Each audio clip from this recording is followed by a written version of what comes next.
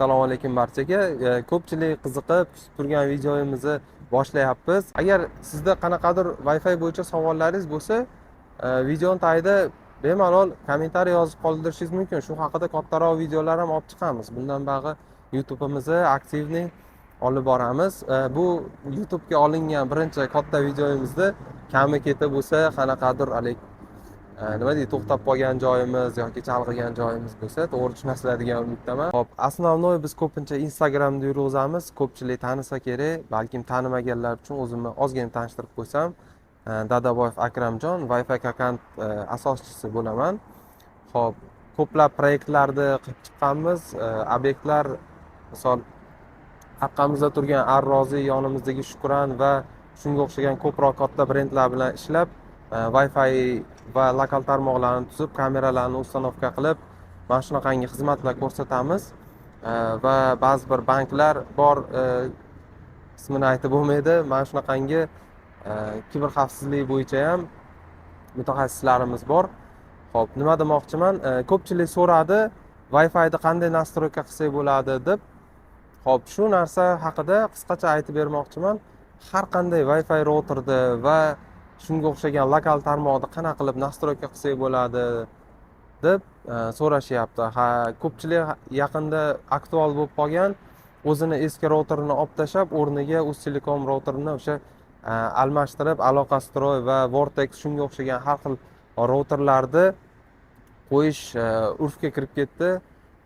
Shu tufayli biz ko'pchilikni qiziqishdan kelib chiqqan holda Wi-Fi routerlarni noldan nastroyka qilish, zibros bo'lgan holatda o'sha to'laqonli nastroyka har qanday routerda va WAN nima, LAN nima, ONU nima, Wi-Fi routerlar haqida, Wi-Fi o'zi nima aslida, 2-4 GHz, 5 GHz va korxona, o'zingizni ishxonangiz, zavodingiz bo'ladimi yoki uyingiz bo'ladimi, qo'shningiz uyi bo'ladimi, Wi-Fi buzilib qolsa yoki qandaydir muammo bo'lsa, qo'shimcha Wi-Fi router ulash, 10 ta, 20 ta, 30 ta routerlarda ulash texnikalarini ko'rsatganmiz va shunga o'xshagan bir qiziqarli ma'lumotimiz bor. Undan tashqari bonus darslar qo'yib boramiz har safar. Bu ma'lumotlarni ko'p Wi-Fi ustaman degan ustalar ham bilmaydi.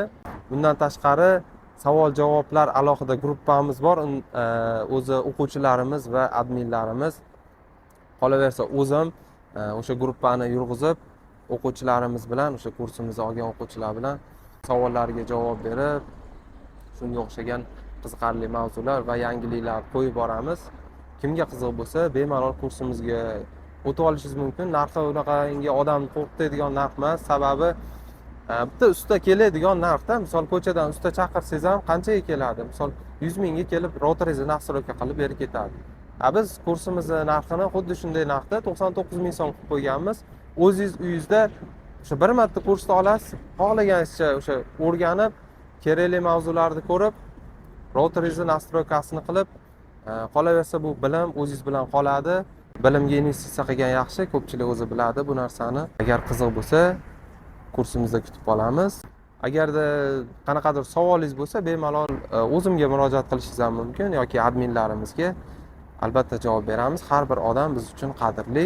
Agar mana shu kichkinagina kursimiz sizga qiziq bo'ladigan bo'lsa, bemalol pastda link qoldiraman, havola orqali o'tib, batafsil kursimizning mavzulari bilan tanishib, sizga kerakli ma'lumotlarni olib ulanishingiz mumkin.